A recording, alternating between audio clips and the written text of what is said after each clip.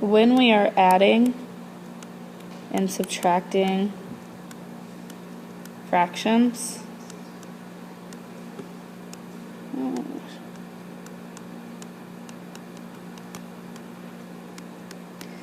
we must always have a common denominator or find the common denominator in order to add or subtract. So, for example, if I have 1/4 plus 1/4, I can always add across, and this would be 2/4. But if I have 1/4 plus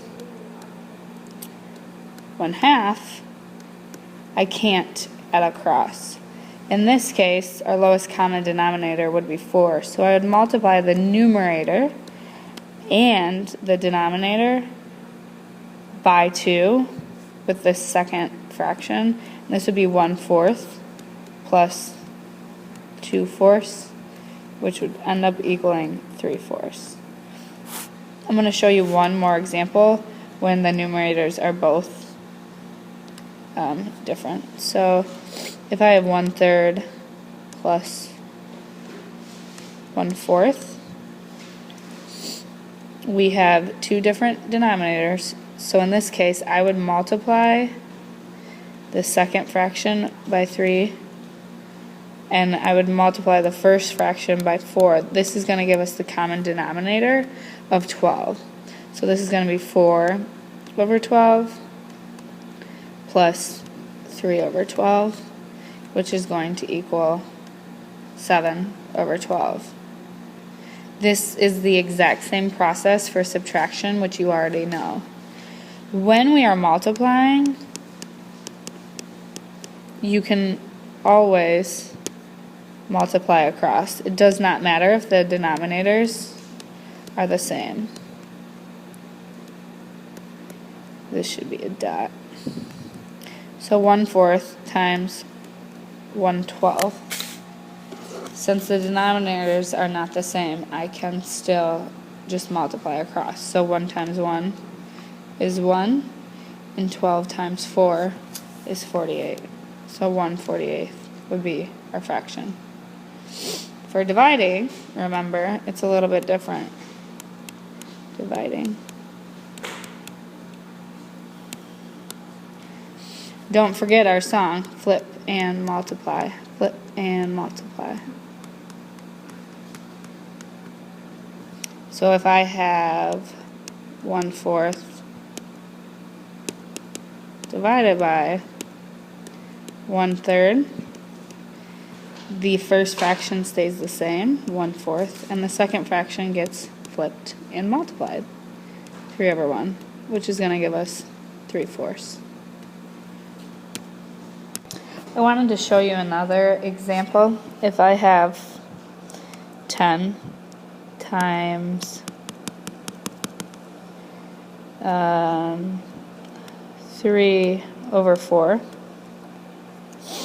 remember that if a number is by itself, it is a whole number, so it's always going to be over 1. So this would just be 10/1 times 3/4. This is going to be 30/4, which you can simplify to be 15/2. Now I want to show you examples using percents of a number and how we do that. So if I have the number 0.031 and it asks me to rewrite this number as a percent, remember all you have to do is move the decimal over 2 places. So this would be 3.1%. Remember, if it's asking you to find the percent of a number, you are going to, I'll write the example, 42% of 30. Rewrite the percent as a decimal point by moving the decimal over 2 places, 42.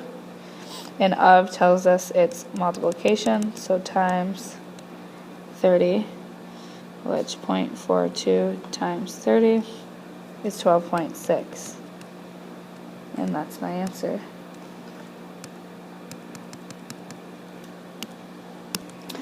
Now I wanted to show you one more example that we struggled with in class. So this is finding the perimeter and area. Remember, when we are finding the perimeter, we have to add all sides. And when we are finding the area of a rectangle, it's base times height. So in this scenario or problem, it only gives you one square, right? That is not the side lengths. It is just half for 3/5, and for 2/10 it's 1/3 if you look at the length. Okay? So I could just multiply 3/5 by 2/1, which will give me 6/5, or 1 1/5. And then I could multiply 2 1/10 by 3/1, in which I would want to change this fraction. So 2 times 10 is 20, this would be 21/10 times 3/1, which would equal 63/10. Then, using those two numbers, you could find the perimeter and area by adding, for perimeter, 1 1/5 plus 1 1/5 plus 63/10, 63/10. And then for area, you could just multiply 1 1/5 times 63/10. And I would change the 1 1/5 to 6/5 times 63/10. And just multiply across. So 63 times 6 is 378. 5 times 10 is 50. And then you would want to simplify this answer.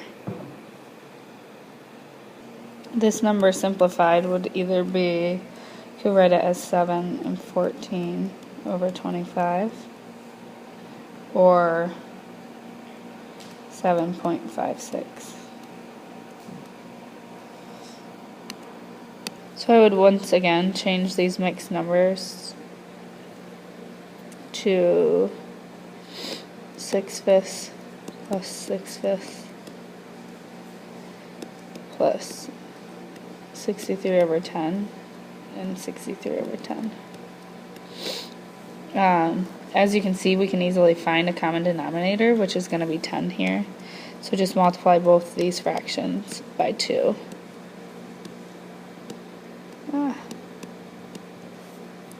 It's going to give us 12/10 plus 12/10 plus 63/10 plus 63/10.